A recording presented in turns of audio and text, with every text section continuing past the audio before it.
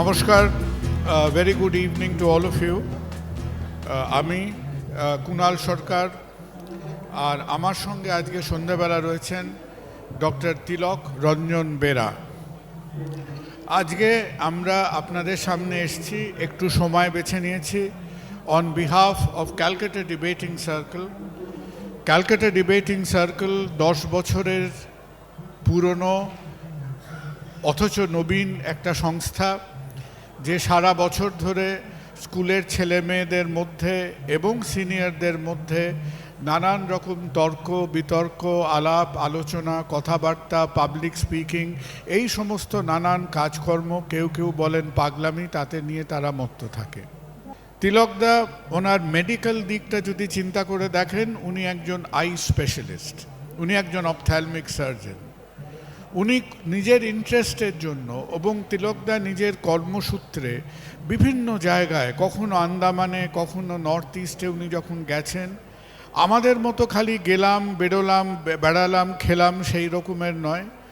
তিলকদা একেবারে সেই জায়গাটার ভিতরে ঢুকে সেটাকে রন্ধ্রে রন্ধ্রে দেখে সেখানকার মানুষ, সেখানকার ইতিহাস, সেখানকার অ্যানথ্রোপোলজি, সেখানকার ভেজিটেশন, সমস্ত ব্যাপারটা নিয়ে he weaves a story, he goes into the depth and detail of the situation. তো তিলকদার সেই ধরনের কিছু কাজ আমরা পড়েছি, দেখেছি, নিজেদের মধ্যে আলোচনা করেছি। তো হঠাৎ তিলকদা একটা কাজ নিয়ে আমাদের সামনে এলেন। এই বইটা, যেটা 1 বছর হয়েছে তিলকদা, অক্টোবরে প্রকাশিত হয়েছে এই বইটা উডল্যান্ড পাবলিকেশনের থেকে, ইন্ডিয়া অ্যান্ড ইজিপ্ট। তো আমার একটু ইতিহাস অসুখ আছে। তো অনেক সময় আর কি, যখন বাড়িতে অশান্তি হয়, তো আমার স্ত্রী আমাকে বলেন যে তুমি হয়তো ডাক্তারিটা একটু কম জানো, ইতিহাসটা একটু বেশি জানো, হয়তো দুটোর মধ্যে কোনোটাই জানি না। কিন্তু এই বইটা যখন তিলকদা বলল যে তিলকদা এই কাজটা করছে, এবং এটা নিয়ে আমরা তিলকদার মুখে শুনলাম, পরবর্তীকালে বইটা পড়লাম, তখন একটা খুব সহজ বাংলায় একটা কথা বলে না, ভ্যাবাচাকা খেয়ে যাওয়া। তো আমরা বেশ কিছুক্ষণ তিলকদার নিজের মুখে ওর যে চিন্তা ভাবনাগুলো, বিভিন্ন জায়গায় ঘুরে বেরিয়ে, বিভিন্ন জায়গায় সে যে টুকরো টুকরো যে নানান রকম সে যা এভিডেন্স জোগাড় করেছে, নিজের চোখে যা দেখেছে, এবং সেই তার নিজের দেখা, নিজের অভিজ্ঞতা, নিজের অনুভূতিটাকে কি সুন্দর করে তার একটা থিওরি, তার একটা অনুভূতির মধ্যে দিয়ে সে এই বইটার মধ্যে দিয়ে, ইন্ডিয়া অ্যান্ড ইজিপ্ট এই বইটার মধ্যে দিয়ে তিলকদা প্রেজেন্ট করেছে। এটা অনেকের কাছে যতটা অভিনব, ততটাই হয়তো একটা কনসেপচুয়াল ধাক্কায় গিয়ে দাঁড়াবে। সুতরাং ধীরে ধীরে আমার মনে হয় আমরা আগামী ধরুন 30-40 মিনিট তিলকদার সাথে কথা বলবো। তার আগে উনি বিশেষ করে আমার মতো সাধারণ বুদ্ধি সম্পন্ন মানুষদের এই পুরো ব্যাপারটার সম্বন্ধে একটা ব্রিফ ব্যাকগ্রাউন্ড দেওয়ার জন্য আমরা একটু এই শর্ট ইন্ট্রোডাক্টরি ভিডিওটা দেখি on India and Egypt. Though Indian civilization is discussed along with other ancient civilizations of the world, like the Sumerian, Mesopotamian, Egyptian, and Greek civilizations, it could be much older than the rest. Presently, the Indian civilization is considered 5,000 years old, and its origin is explained linked with the Indo-Aryan migration.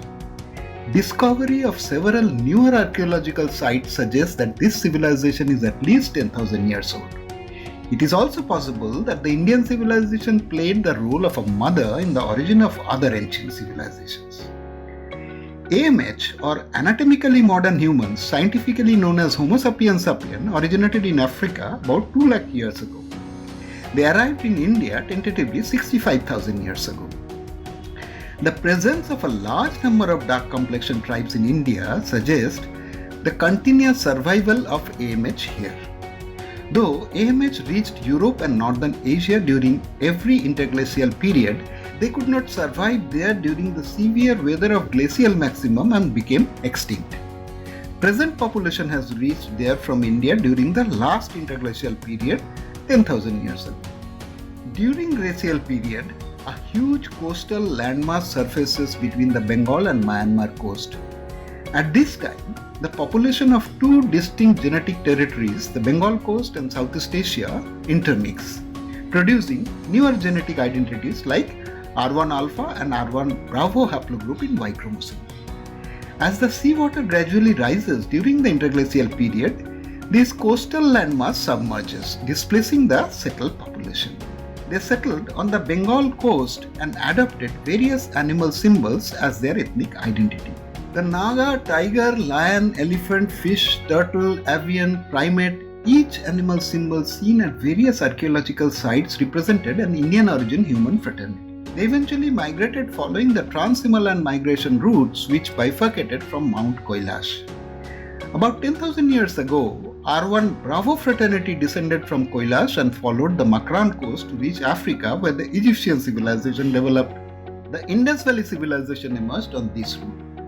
Similarly, about 5,800 years ago, R1 Alpha fraternity migrated to Europe along with the spoken Sanskrit language.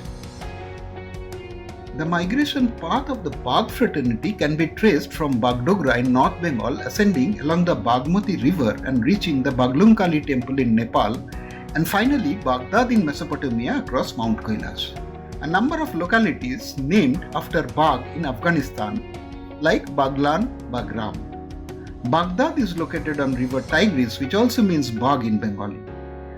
Koch or the turtle fraternity migration path can be established from Bengal and Assam along river Jamuna of Bangladesh to reach Kailash.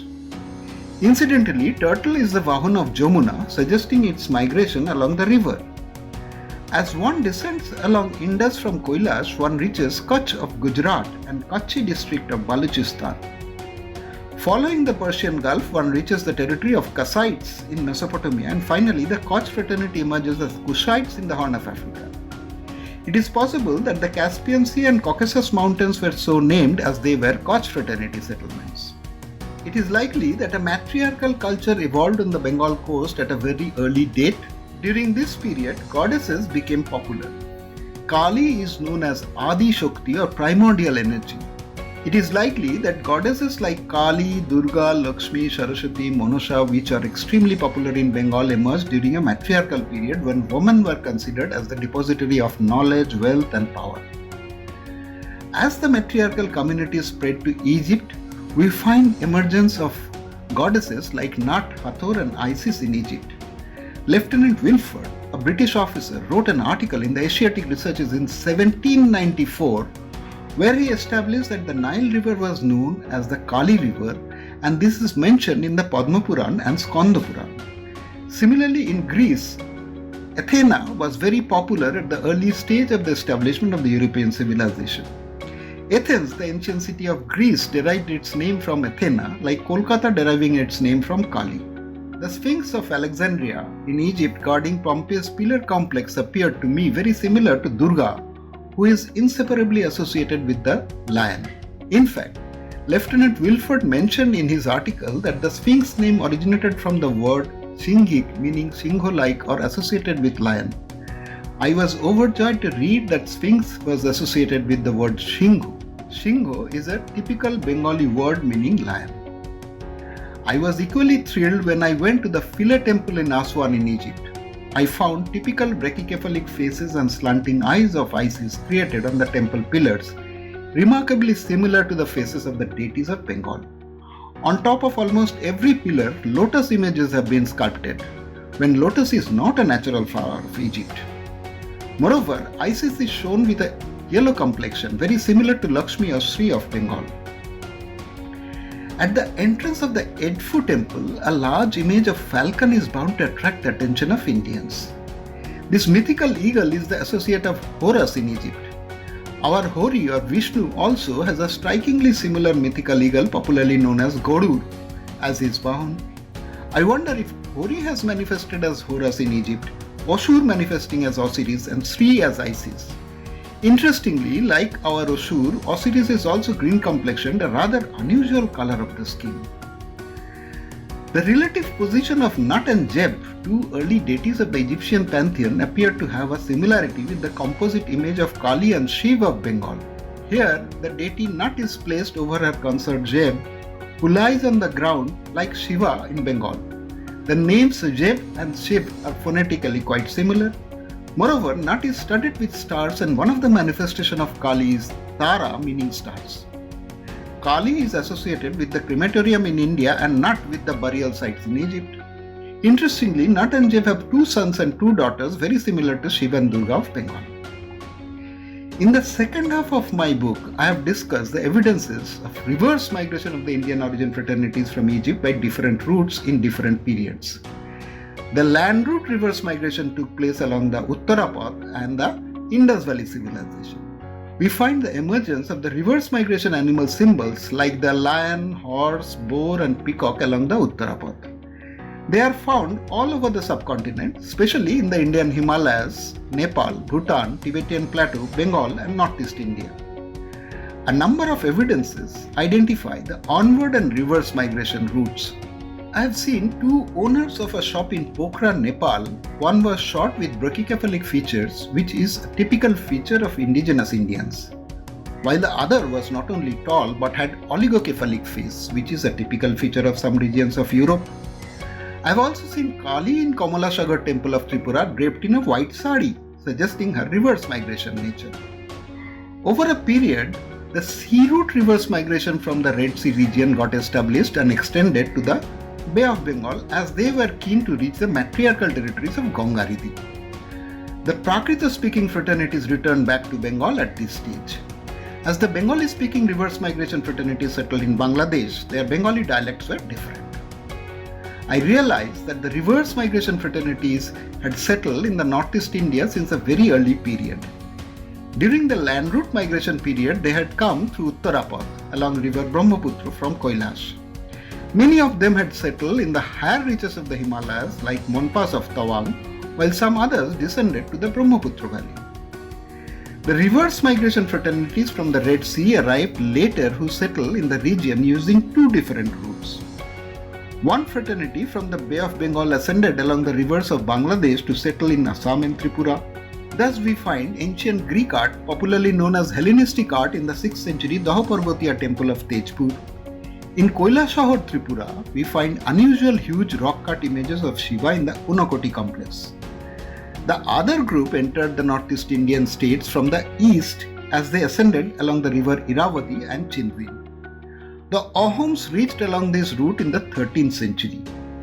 The ancestral memorial of Ahoms in Choraidao are known as Maidems, which are miniature replica of the pyramids of Egypt. In fact, the oldest Egyptian pyramids were also known as Maidems.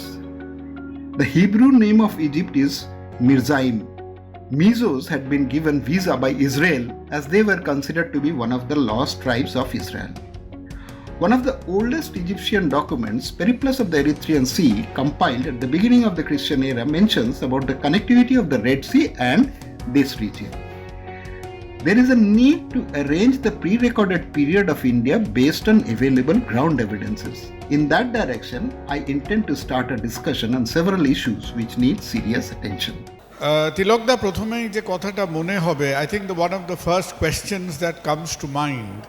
We know of you as a doctor, a surgeon, a traveler, a trekker, যে জায়গা, nature etcetera নিয়ে অনেক রকম কাজ তুমি করেছো, লিখেছো.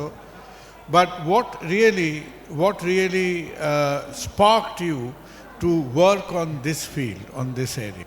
এটা তো অবভিয়াসলি একটা খুব ইম্পর্টেন্ট কোয়েশ্চেন। একটা জিনিস হলো, ভারতীয় হিসেবে আমরা সবাই কিন্তু মনে করি ভারতীয় সভ্যতাটা খুবই পুরনো, কিন্তু কতটা পুরনো সেটা ঠিক কোয়ান্টিফাই করতে পারি না, এক্স্যাক্টলি কতটা পুরনো হতে পারে। আবার দেখা যাচ্ছে অনেকগুলো এনশিয়েন্ট সিভিলাইজেশনের মধ্যে একটা কানেক্টিভিটি আছে। এখানকার দেবীকে, মানে ইজিপশিয়ান দেবীকে রোমে পাওয়া যাচ্ছে বা গ্রিসে পাওয়া যাচ্ছে, এই যে বা মেসোপটেমিয়াকে এরকমভাবে পাওয়া যাচ্ছে। তাহলে কি কোনো একটা সম্প্রদায় সবকটা সভ্যতা সৃষ্টি করেছিল? আর তাই যদি হয় তাহলে কার আছে, এটা কোথা থেকে এসেছিল? এইটা আমার কাছে একটা বড় ধাঁধা ছিল। এবারে হলো যে আমরা দেখছি যে আমাদের কাছে হিস্টোরিক্যাল পিরিয়ড বলে যেটা বলি, মানে যেটা স্ক্রিপ্টেড পিরিয়ড, হিস্টোরিয়ানরা যেটা অথেন্টিক্যালি রেকর্ডেড নয় সেটা নিয়ে ডিসকাস করতে রাজি নয়। ওদের কাছে মনে হয় যে না, এটা এই তথ্যটা ঠিক কিনা কিনা, মোট কথা হিস্ট্রি কিন্তু আমাদের দেশের কনটেক্সটে কিন্তু 2500 বছরেই আটকে যায়, সে বুদ্ধের সময় থেকেই হোক বা অশোকের এডিক্ট থেকে হোক, যেগুলো আমরা অশোকা এডিক্ট পাচ্ছি। তো এবারে বুদ্ধ কী করছে, বুদ্ধ শূন্যতা নিয়ে ডিসকাস করছে।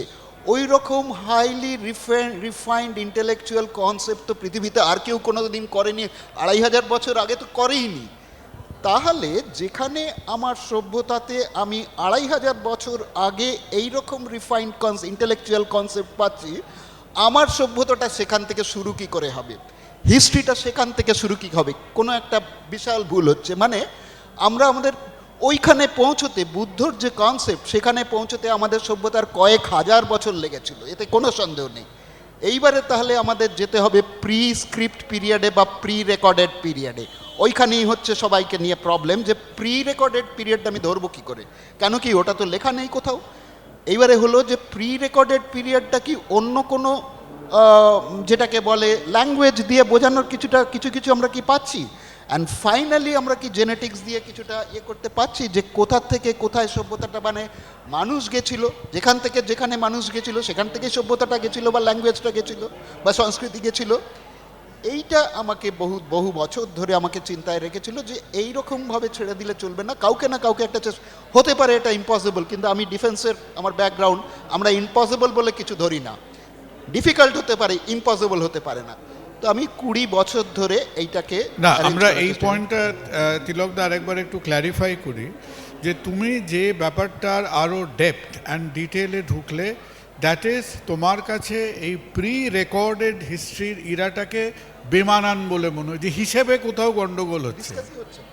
এইটা ইউরোপের ক্ষেত্রে ইম্পর্টেন্ট, বিকজ ইউরোপে recording has started early, but ইন্ডিয়ার কাছে আপনি একটা বিরাট পিরিয়ড মিস করছেন, বিকজ ওই প্রি রেকর্ডেড পিরিয়ডটাকে আপনি কনসিডারই করছেন না, কোনো সিলেবাসে ওটা নেই। তুমি যারা শুনছেন, যারা আজকে এখানে আছেন, তাদের একটা ব্রিফ আইডিয়া দাও, সিম্পল আইডিয়া দাও, যে আমরা যখন ইন্ডিয়ান অ্যান্টিকুইটি বা ইন্ডিয়ান হিস্ট্রি ডিসকাস করি, তখন আমরা রেকর্ডেড হিস্ট্রিটাকে কিরকম সময় থেকে মানতে শুরু করি? ওই যে আমি বললাম, দেখো বুদ্ধের ব্যাপারটা একটু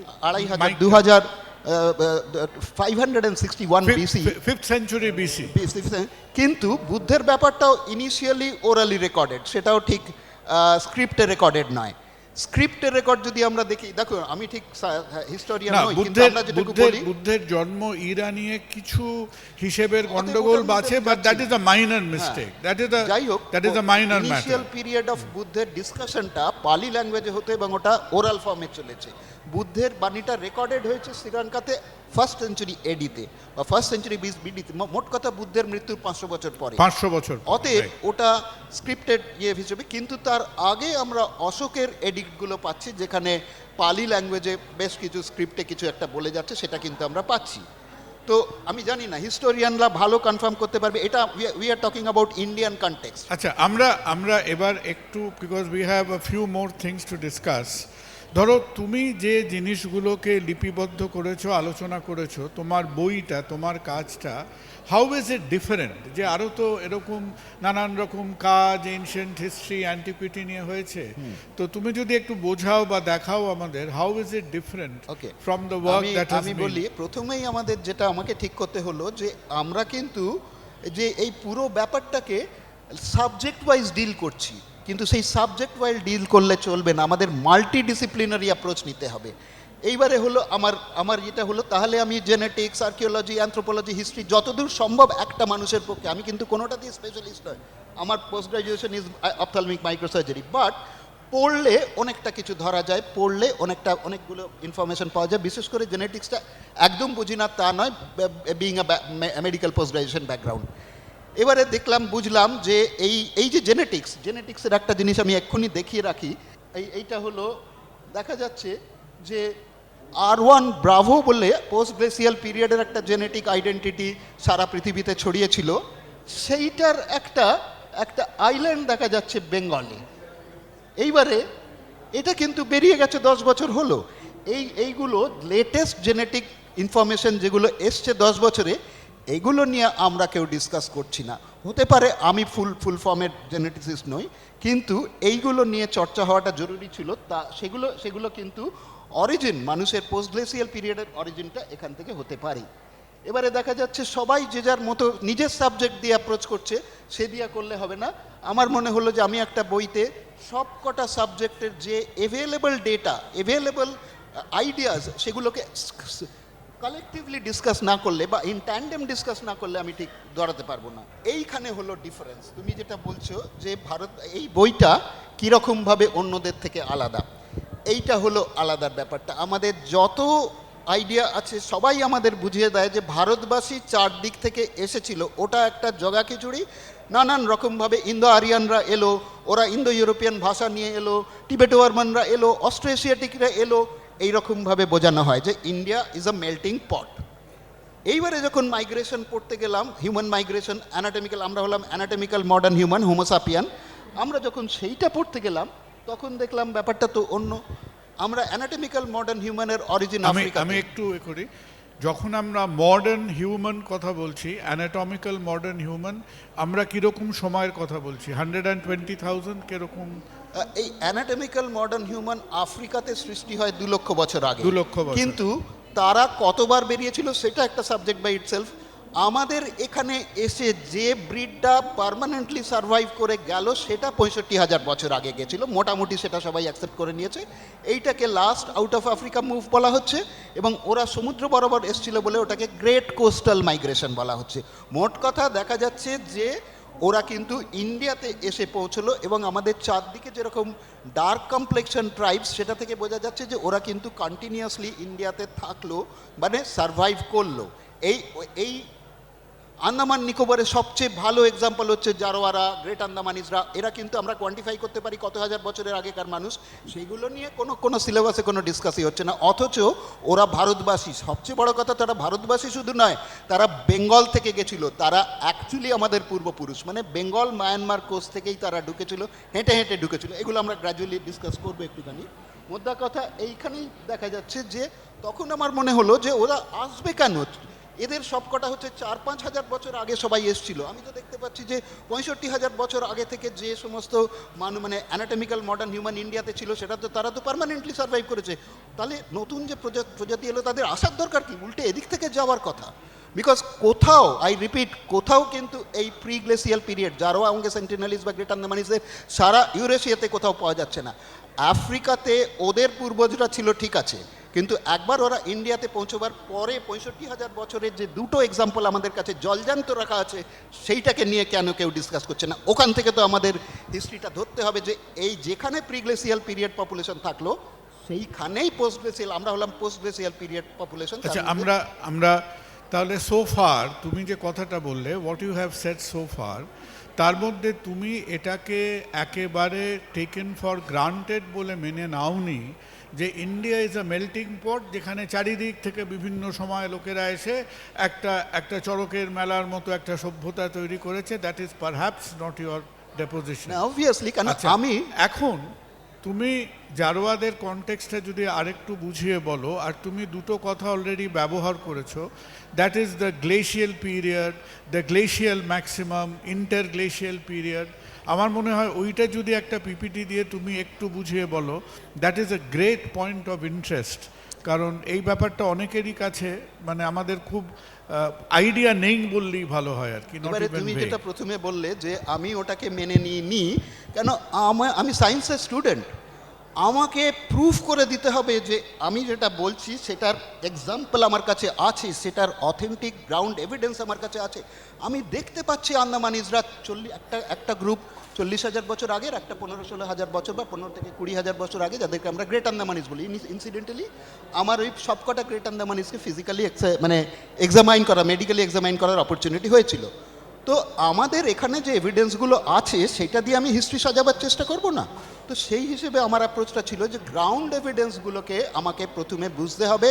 সেইটা করতে গিয়ে আমাকে সারা ইন্ডিয়ান সাবকন্টিনেন্ট ঘুরতে হলো। ঘুরে 20 বছর ধরে আমি ঘুরছি, 20 বছর ধরে ইন্ডিয়ান সাবকন্টিনেন্ট ঘুরছি। ঘুরে একটা করে বই লিখলাম। আনন্দ পাবলিশার আমার আন্দামান নিকোবর নিয়ে যে বই করলো বাংলায়, সে তো প্রায় 20 বছর হয়ে গেল। তারপরে লাদাখ নিয়ে হলো, সেও প্রায়, গোয়া নিয়ে হলো 15 বছর আগে, লাদাখ নিয়ে হলো 10 বছর আগে, নর্থ ইস্ট নিয়ে হলো 5 বছর আগে। কিন্তু সেই পর্যন্ত কিন্তু আমি একবারও বললাম না যে আমি সব বুঝে ফেলেছি।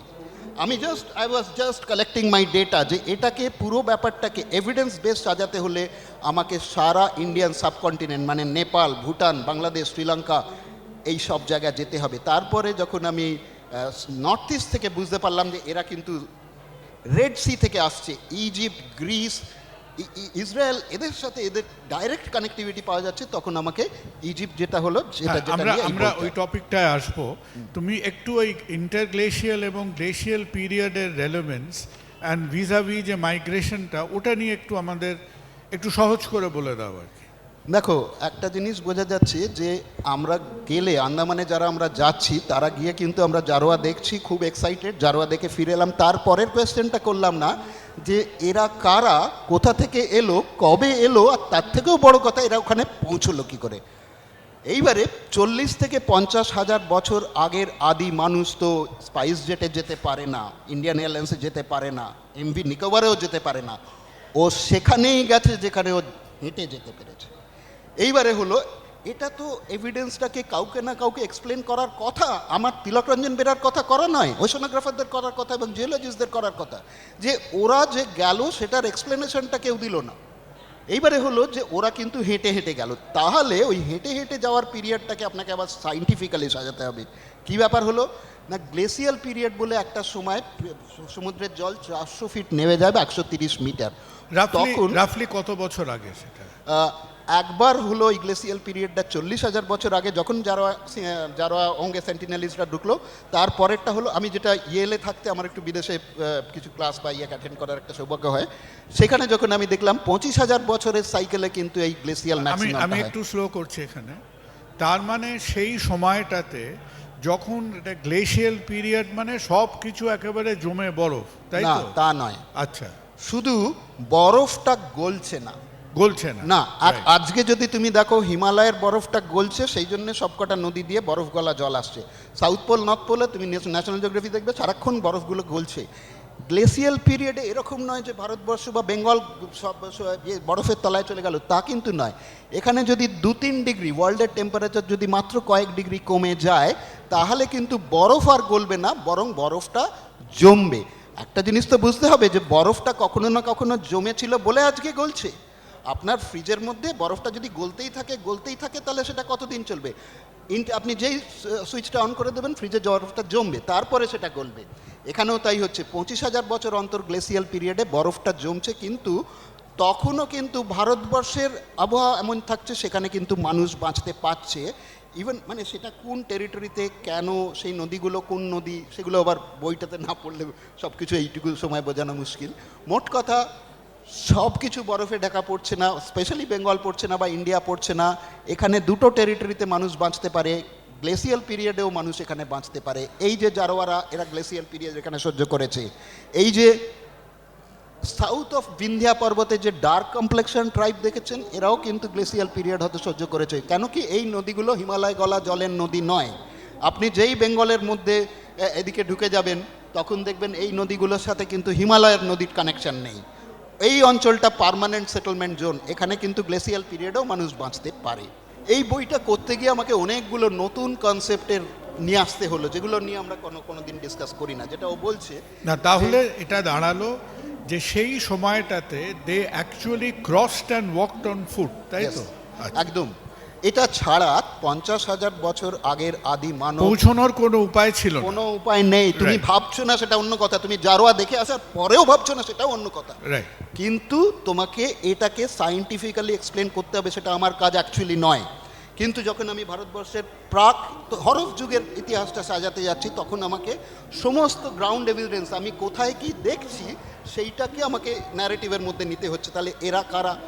এইবারে সবচেয়ে মজা হলো যে আন্দামানের মানুষকে যদি আপনি ধরতে পারেন, তবেই আপনি ভারতবর্ষের প্রাক হরফ যুগের ব্যাপারটা ধরতে পারবেন। কেন না, আমি বললাম যে তখন আপনাকে ভাবতে হবে যে গ্রাউন্ড মানে কোথাও সমুদ্রের জলটা এতটাই কমে যায় যে আন্দামান বেঙ্গল মায়ানমার কোস্টের সাথে কানেক্টেড হয়ে যায়। এই যে আমরা দেখাচ্ছি, এই সময় বেঙ্গল মায়ানমার কোস্টের সাথে আন্দামানটা ফিজিক্যালি কানেক্টেড হয়ে গেল, তখন ওরা ঢুকলো। এবং আমরা যখন দেখছি যে জারোয়া অঙ্গে সেন্টিনেলিস্ট 40 থেকে 50,000 বছরের আগের মানুষ, তার মানে একবার ওরা 40,000 বা 50,000 বছর আগে ঢোকার অপরচুনিটি পেলো, আর গ্রেট আন্দামানিজরা 15 থেকে 20,000 বছর আগেকার মানুষ। এটা ঠিক ওই রকমভাবে কোয়ান্টিফাই করে এখনও কেউ বলেনি, নট ইভেন অ্যানথ্রোপোলজিস্টরা, যদিও প্রথমটা বলে দিয়েছে জারোয়া অঙ্গে সেন্টিনেলিস্টরা 40,000 থেকে 50,000 বছর আগের মানুষ। একটা জিনিস বোঝা গেছে যে গ্রেট আন্দামানিজরা ওই যুগের মানুষ নয়, মানে গ্রেট আন্দামানিজ আর জারোয়া অঙ্গে সেন্টিনেলিস্টরা অন্য যুগের মানুষ। এইবারে সেকেন্ড যে ওয়েভটা হলো, তাহলে দুবার আন্দামান আন্দামান মানে বেঙ্গল মায়ানমার কোস্টের সাথে আন্দামান ফিজিক্যালি কানেক্টেড হলো অন্তত দুবার ইন দ্য লাস্ট 50,000 ইয়ার্স। এইবারে যেই আপনি ভাববেন যে সে কি হেঁটে হেঁটে গেল ওরা, তখনই আপনাকে ভাবতে হবে এই জিনিসটা, সেটা হলো যে 10,000 বছরের জন্য গ্লেসিয়াল পিরিয়ডটা চলে, মোটামুটি 10,000 বছরের জন্যে বেঙ্গল মায়ানমার কোস্টে কিন্তু একটা বিরাট চড়া ভেসে উঠলো, যার জন্যে আমরা কিন্তু আন্দামান মানে বেঙ্গল সি বলি না, আমরা বলি বে অফ বেঙ্গল। কেন না, এটা অনেক শ্যালো। আপনি যদি দেখেন আন্দামানের ইস্টে আন্দামান আর মায়ানমারের মধ্যে একটা সরু স্ট্রেচ, সেটাকে আমি আন্দামান সি বলছি।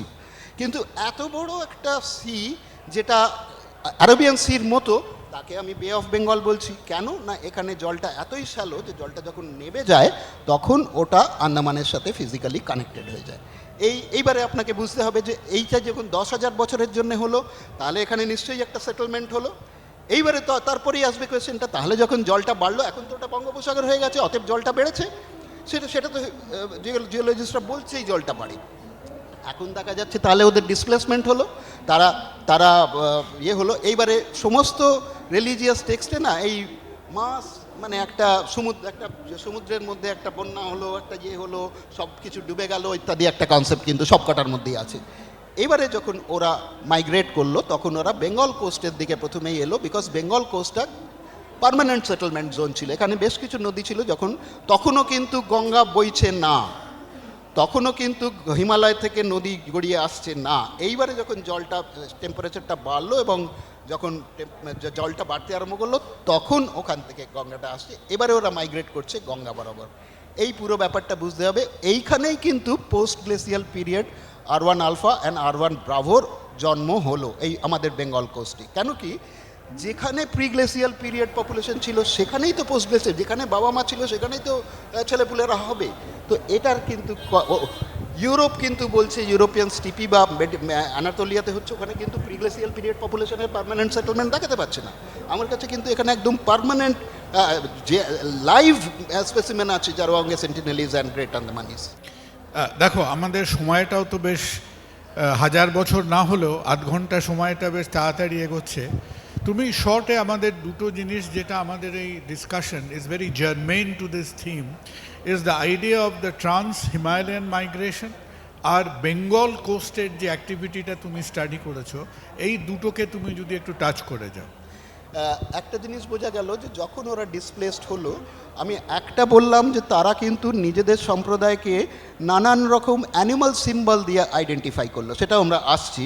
সেই অ্যানিমাল সিম্বলগুলো যারা কোস্টাল ডুয়েলার্স তারা এই মাছ, কচ্ছপ, হাঁস এগুলো নিল, আর যারা জঙ্গল ডুয়েলার্স তারা বাঘ, হাতি এইগুলোকে নিল অ্যাজ দেয়ার অ্যানিমাল, অ্যাজ দেয়ার এথনিক সিম্বল।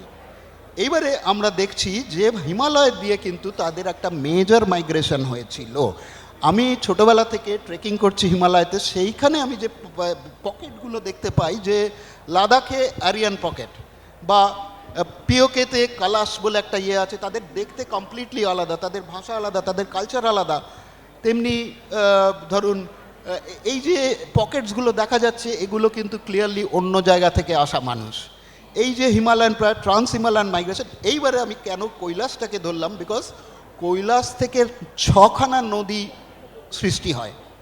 ওদিকে ইন্ডাস, তারপরে সুতলেজ, তারপরে হচ্ছে মহাকালী যেটা ইন্ডিয়া আর নেপালকে সেপারেট করে, তারপরে হচ্ছে তারপরে হচ্ছে কার্নালি যেটা নেপালের মধ্যে দিয়ে এসে গঙ্গাতে কন্টিনিউ করে, তারপরে হচ্ছে কালীগন্ধকী যেটা সোজা কৈলাস চলে যায়, অ্যান্ড ব্রহ্মপুত্র। এই 6খানা নদী, এই 6খানা নদী বরাবর অ্যাকচুয়ালি মেজর মাইগ্রেশন হলো, যাদেরকে ঋগ্বেদে সপ্ত সিন্ধু বলল। নর্মদা আছে তার মধ্যে, কিন্তু এই নদীগুলোকে এসেনশিয়ালি আমি এই নদীগুলোর প্রায় প্রতিটা বরাবর ট্রেক করলাম, যে আমাকে এভিডেন্সগুলো তুলে আনতে হবে। ইয়েল ইউনিভার্সিটি বা হার্ভার্ড ওরা এভিডেন্স ছাড়া কিছু মানবে না, যে তুমি বললেই আমি দেখে নেব, আমি মেনে নেবো। ওই মেনে নেবার ব্যাপারটা নেই। আমি ওখানে লেকচার দিয়ে বুঝেছি যদি এভিডেন্স বেসড প্রেজেন্টেশন করতে পারি তবেই ওরা মানবে, নয়তো ওরা মানবে না। এবারে আমরা বললাম যে ওই কালই পৌঁছেছিল এখান থেকে ইজিপ্টে। এটা কিন্তু ব্রিটিশরা 220 বছর আগেও কিন্তু স্কন্দপুরাণ অ্যান্ড পদ্মপুরাণে পেয়েছিল বলে এশিয়াটিক রিসার্চের থেকে, ওটা কিন্তু আমি এশিয়াটিক রিসার্চ থেকেই কালেক্ট করলাম কপিটা। 183 পাতার একটা আর্টিকেল। যেদিন আমি প্রথম ওটা দেখলাম, হেডিংটা ছিল এরকম, আমার গায়ে কাঁটা দিয়েছিল যে তাহলে তো আমি ঠিক পথেই যাচ্ছি। ও বলছে on Egypt and other countries adjacent to the Kali river or Nile of Ethiopia from the ancient books of the Hindus. ও কিন্তু বলেই দিচ্ছে যে কালী নদীর নাম ছিল, মানে নাইল নদীর নাম ছিল কালী নদী। ব্রিটিশরা বলে গেল 220 বছর আগে, কিন্তু আমরা খুঁজে পেলাম না। হতে পারে 97, কিন্তু আমাদের পার্ক স্ট্রিটেই আছে এখান থেকে 5 কিলোমিটার দূরে। তারপরে সে তো হলো, ও বললো ইন্ডিয়ার সাথে কানেকশন। বোহলন বলে এক জার্মান ভদ্রলোক বলল ইন্ডিয়ার সাথে কানেকশন তো হলো, বেঙ্গলের এত কিছু আমি কেন ইজিপ্টে পাচ্ছি? ও বলেই দিচ্ছে যে elements like folk art, language and rural culture of Bengal, এইটা আমি পাচ্ছি ইজিপ্টে। ও কিন্তু ইন্ডোলজিস্ট ছিল, জার্মান। তুমি যদি একটু এক্সাম্পল গুলো দেখাও যে বেঙ্গলের কি পাচ্ছি আমরা। আচ্ছা, এগুলো আমি 2-3টে দেখিয়ে দিয়েছি যে কিরকম হ্যাঁ, আমি ওখানে কালী ভিডিওতে হয়তো অনেকে ক্যাপচার করে। এবারে ওগুলো তো আমার একটা আমি দেখাচ্ছি যে এই কালী ওখানে কিন্তু ম্যানিফেস্টেড হলো একটু অন্য নামে। ওই কালী কিন্তু ব্ল্যাক অ্যাথেনা হলো গ্রিসে, ব্ল্যাক ম্যাডোনা হলো রেস্ট অফ ইউরোপে। একটু খুঁজলেই ওগুলো পাওয়া যাবে। একটা হোয়াইট কমপ্লেক্সন ফ্রেটার্নিটি, ফর্সা একটা সম্প্রদায় কেন একটা কালো দেবীকে পুজো করবে? দ্যাট ইজ বিকজ ওরা যখন কালো ছিল তখনই তাদের সাথে ওই দেবী ওখানে পৌঁছে গেছিল।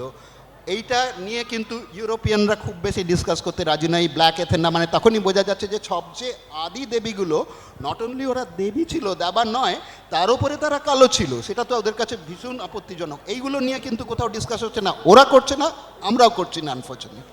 এগুলোকে আমি তুলে আনার চেষ্টা করেছি। এবারে দেখুন, আমার যেরকম কালী দুর্গা যখন হলো তখন কিন্তু আর সে কালো থাকলো না, ওখানেও তাই হচ্ছে। ব্ল্যাক এথেনা যখন এথেনা হয়ে যাচ্ছে তখন কিন্তু আর সে কালো থাকছে না, বিকজ ওটা পাবলিক ডিমান্ডে। আপনি দেখবেন অনেক জায়গাতে কৃষ্ণ নামটাই কৃষ্ণ বর্ণ থেকে সেও ফর্সা হয়ে গেছে, বিকজ আমার ভালো লাগে না।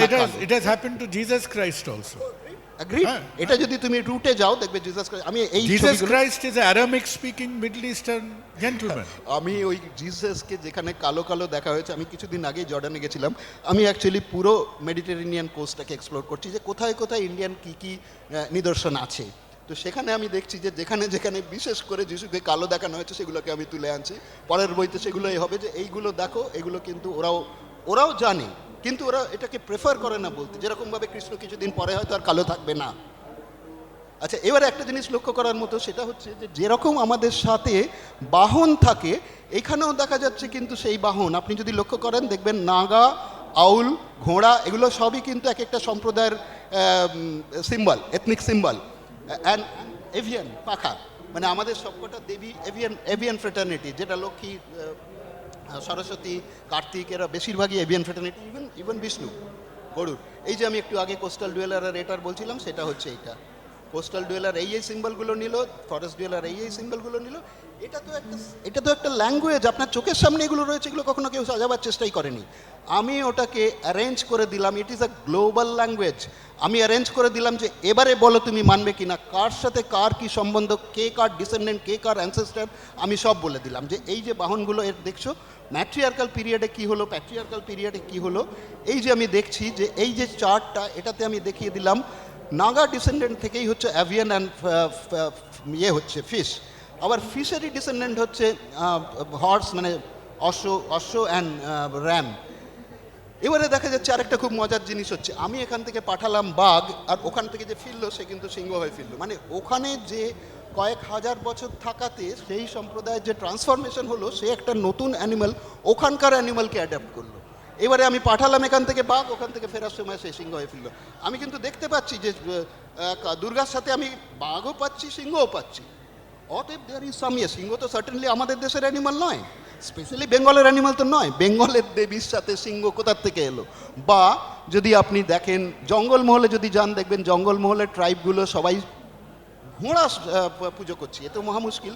হাতি পুজো করছে, ঘোড়া পুজো করছে। হাতি পুজো করছে, এটা অব্দি ধরা গেল ওখানে হাতিও আছে, কিন্তু ঘোড়া তো ওখানে ছিল না। আদিবাসীরা তো ঘোড়া ওখানে দেখারই কথা নয়।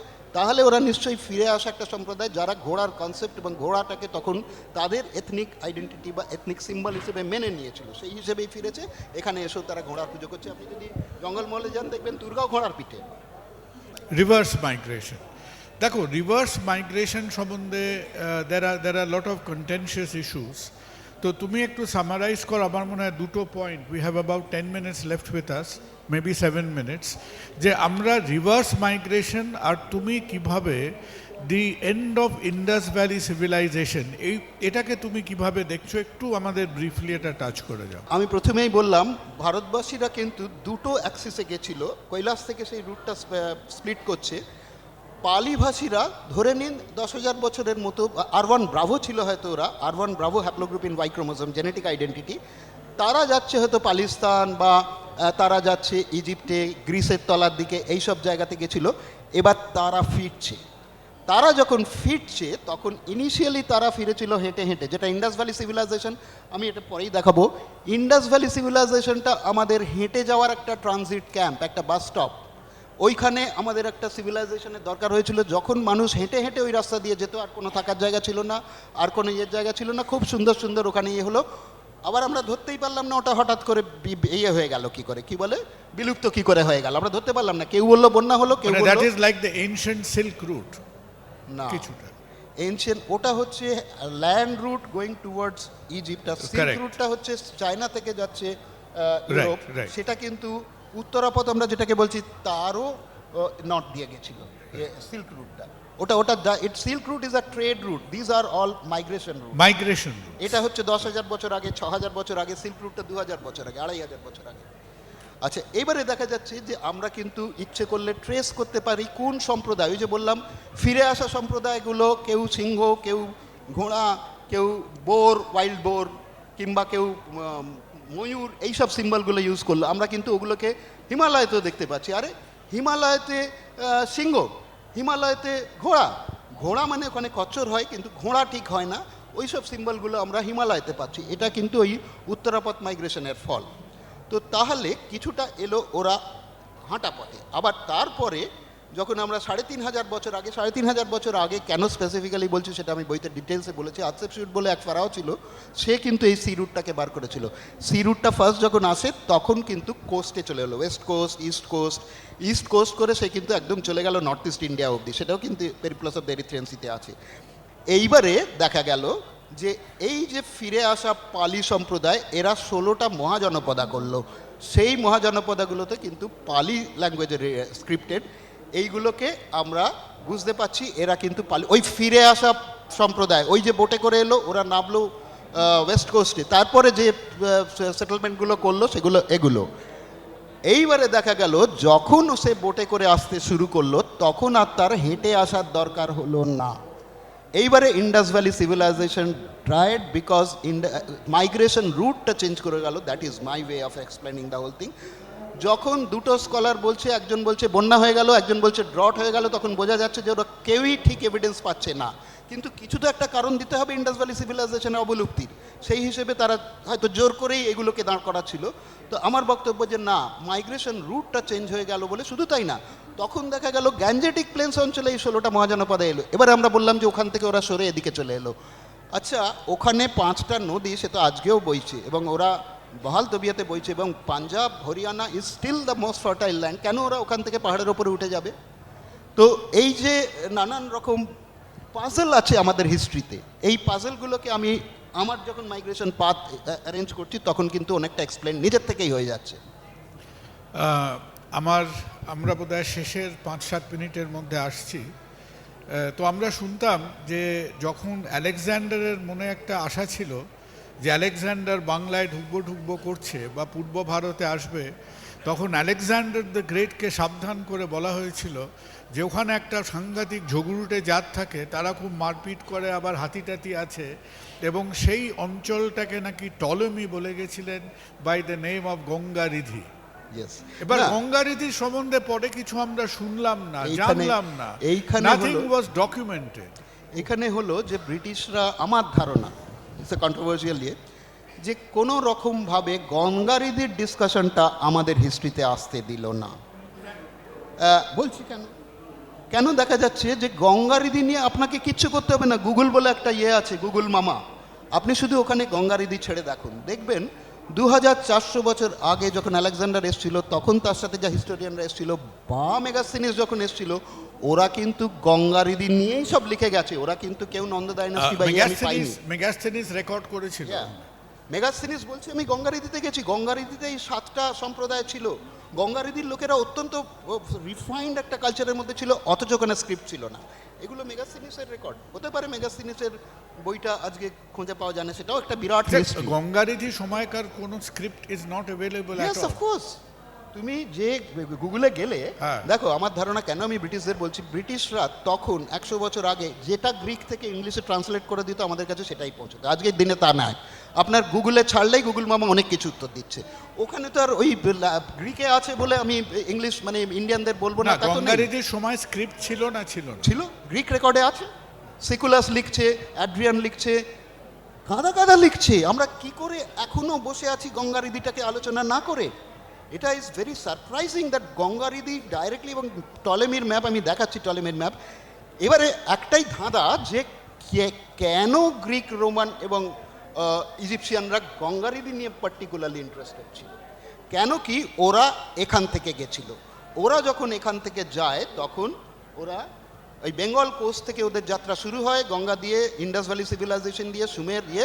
ওরা ইজিপ্টে, গ্রিসে অ্যান্ড রোম থেকে যে সম্প্রদায় ছিল তারা ইন্ডিয়ান অরিজিন সম্প্রদায়, সেই জন্যে ওরা পার্টিকুলারলি ইন্ডিয়া সম্বন্ধে বা গঙ্গারিধি সম্বন্ধে ইন্টারেস্টেড ছিল। ঠিক যেরকমভাবে আজকের দিনে লন্ডনে বা আমেরিকাতে সেটেল করা বাঙালি সম্প্রদায় সকালে উঠে আনন্দবাজার দেখে, যে ও পার্টিকুলারলি ইন্টারেস্টেড, ইউএসএতে কী হচ্ছে is not interested, he is interested what is going on in Bengal.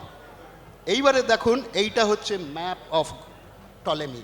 টলেমির map বলে গুগলে, আবার সেই গুগল মামাকে দেখালে দেখা যাচ্ছে যে ইন্ডিয়ার বাকিটা নিয়ে ওরা ইন্টারেস্টেড নয়, কোথাও কিছু মার্ক করলো না। গঙ্গা কোথায় স্প্লিট করলো, গঙ্গার 5টা ব্রাঞ্চ ছিল, গঙ্গার 5টা ব্রাঞ্চের গ্রিক নাম ছিল, সেইগুলো নিয়ে ওরা ইন্টারেস্টেড। আর গঙ্গারিধির ঠিক পাশেই ওরা কিরাত দেশ দেখাচ্ছে। আরে কিরাতটা তো আমাদের চেনা জিনিস, সেটাও তো আরেকটু স্টেই হচ্ছে। এই যে এভিডেন্সগুলো, এটা টলেমির ম্যাপ মশাই। আমি জানি না, I am not an historian, neither I am a cartographer. So, এবং আপনাকে তো বললাম, গুগলে আপনি সার্চ করলেই গঙ্গারিধি নিয়ে এত কিছু গ্রিক অ্যান্ড রোমান রেকর্ড পাচ্ছেন। তাহলে আমরা গঙ্গারিধি নিয়ে ডিসকাস করবো না কেন? গঙ্গারিধি থেকেই তো আমাদের হিস্ট্রিটা শুরু হওয়া উচিত। ব্রিফলি যদি লাস্ট একটা মিনিট বলো, যে তুমি you have mentioned very brilliantly in the book some connection between the north east and the sort of Middle Eastern population etc. সেই কানেকশনটা কি করে এলো? আমাকে বেশ কয়েক বছর ধরে নর্থ ইস্ট ঘুরতে হলো। নর্থ ইস্ট সম্বন্ধে খুব অথেন্টিক ইনফরমেশন কোথাও পাওয়া যায় না। এই ভারতবর্ষ নিয়েই এই যে আর যেটা পছন্দ সেটা লিখছে, আর অন্য জিনিসটা আনরেকর্ডেড থেকে যাচ্ছে। আমি যখন পুরো নর্থ ইস্টটা 6-7 বছর ধরে ক্যামেরা কাঁধে ঘুরলাম, তখন দেখি তেজপুরে 6th সেঞ্চুরি টেম্পলে আমি গ্রিক আর্ট পাচ্ছি। অহোমরা যে অ্যানসেস্ট্রাল মেমোরিয়াল বানালো, সেটা আর্কিওলজিস্টরা বলছে structurally and functionally similar to pyramid. মিজোরামকে ইসরায়েল ভিসা দিচ্ছে, সে কি? ইসরায়েল হচ্ছে পৃথিবীর খুব রিফাইন্ড একটা কান্ট্রি, ওরা ভীষণ পণ্ডিত লোক, এবং ওখানে স্থান সংকুলন কিপ্টের মতো ভিসা দেয় একদম, বিকজ ওখানে জায়গা নেই। তোমার ইন্টার ইসরায়েলের পপুলেশন হয়তো বেঙ্গলের 10 ভাগের 1 ভাগ হবে। এইবারে ও বেছে বেছে লোককে ঢুকতে দেবে ইসরায়েলে, এবং Israel is a very economically advance and scientifically advance country. ও তো জেনেটিক ম্যাচিং করে তবে গিয়ে মিজোদের ভিসা দিল। তাহলে এগুলো আমরা, ও এলো কোথার থেকে? তাহলে রেড সি থেকে আসছে, ইসরায়েল থেকে আসছে, গ্রিস থেকে আসছে, ইজিপ্ট থেকে আসছে।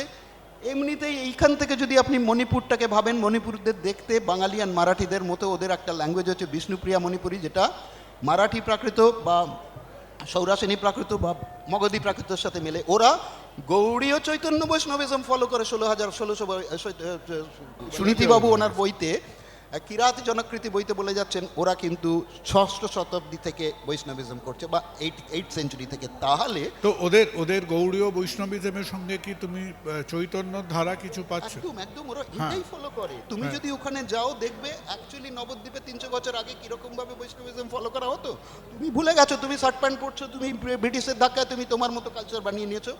ওরা গৌড়ীয় বৈষ্ণবিজমটা ওখানে এখনো আছে। শুধু তাই না, নবদ্বীপে যদি আপনারা কেউ যান তাহলে হোলিতে আর রাসলীলাতে দেখবেন অনেকগুলো বাস ভাড়া করে মণিপুরিরা এসে সেই মণিপুরি নাচ করছে। আমরা বাঙালিরা হ্যাপিলি আনঅ্যাওয়্যার অফ দিস। ভাবতে পারবেন না কি সুন্দর মণিপুরি নাচ ওরা এসে করছে, বিকজ ওরা মনে করে এটাই ওদের কাছে সবচেয়ে ফেমাস রিলিজিয়াস। তো আমরা এই যে ধরো the migration from Bengal etcetera evidence তুমি যেটা নিয়ে গেছো, তো প্রথমত ইন দি অ্যাকাডেমিক স্ফিয়ার তুমি তো you have got the occasion and the opportunity to speak in lot of academic circles, in universities in India, abroad, etc. তার মধ্যে কি দেখছো যে যাকে আমরা বলি চিড়েটা কি ভিজছে, যে লোকেরা কি are they seeing the world through this lens? চিড়ে তো ভেজবার জায়গা এটা, এখানে কি চিড়ে ভিজেছে না, এটা এমন একটা অদ্ভুত কনসেপ্ট যেটা লোকের পক্ষে মানে ব্রিটিশরা তোমাকে 200 বছর ধরে এমন ব্রেন ওয়াশ করে দিয়েছে যে এখান থেকে সভ্যতা গেছিল ভাবার কোনো স্কোপ তোমার কাছে নেই, যতক্ষণ না তুমি জেনেটিক্স দিয়ে বুঝিয়ে দেবে যে বাবা এই জেনেটিক ডেটাগুলো তুমি বার করেছো, এই জেনেটিক ডেটাগুলো তো অন্য কথা বলছে। এখন তো কিন্তু ওদিক থেকে এদিকে মাইগ্রেশনের থেকে এদিক থেকে ওদিকের মাইগ্রেশনের ব্যাপারটা বেশি করে চলে আসছে।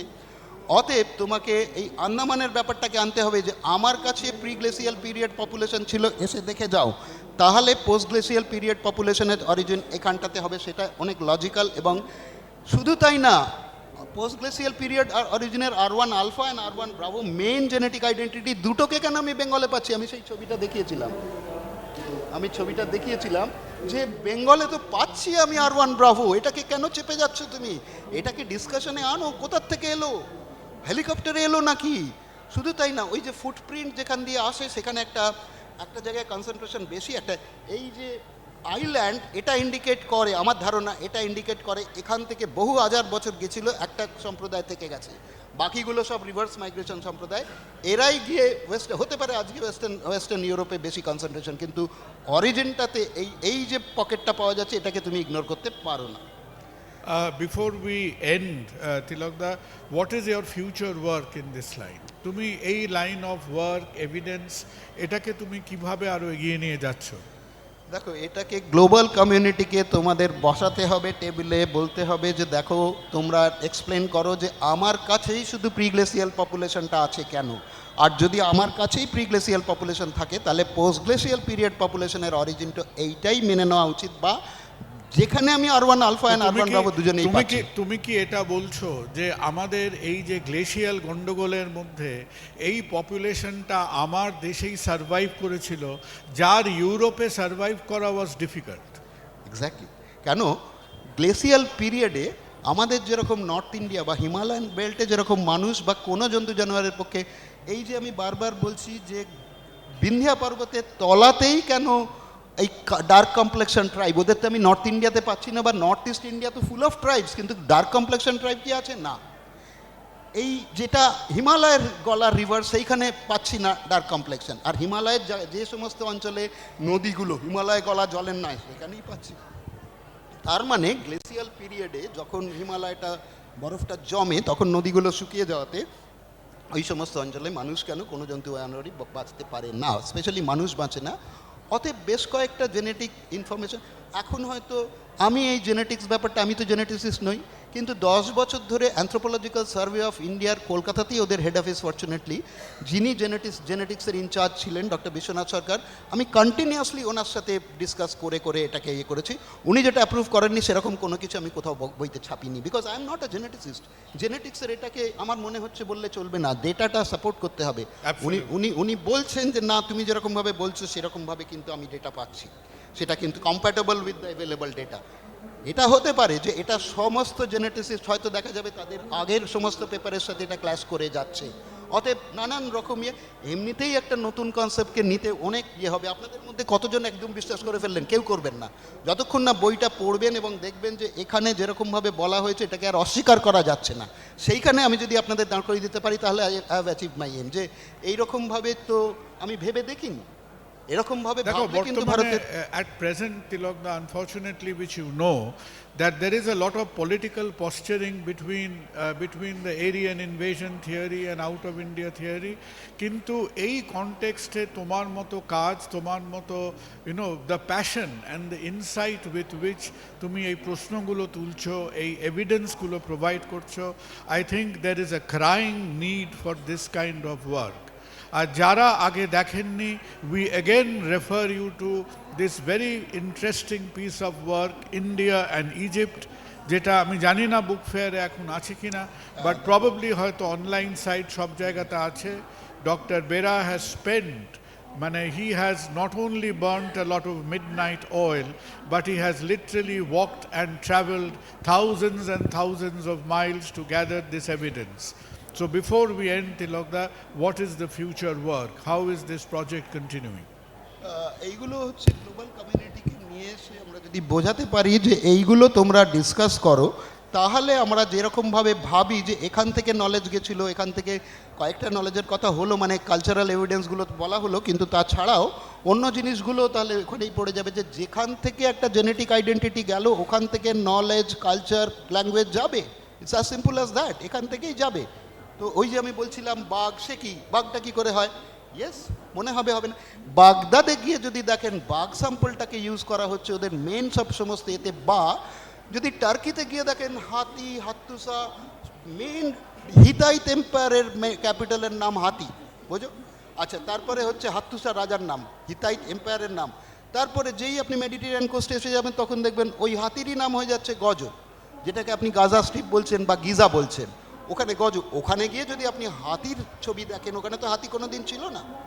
তো এইবারে তখন আপনাকে আস্তে আস্তে বিশ্বাস করতে হবে যে অ্যানিমাল সিম্বলগুলো যেরকমভাবে সাজিয়ে দেওয়া হয়, কত নাম মিলে যাচ্ছে, কত সম্প্রদায়ের তাদের রাজার নাম, তাদের সেগুলো সব অ্যানিমাল সিম্বল, এগুলো আস্তে আস্তে ইট উইল প্রেসিপিটেট, মানে একটুখানি ইমবাইব করবে পপুলেশন এক সময় গিয়ে। Tilakda, thank you very much. I think this is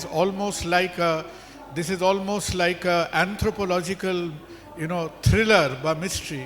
তুমি এই কাজটা চালিয়ে যাও। May your inquiry into the past and Indian antiquity persist.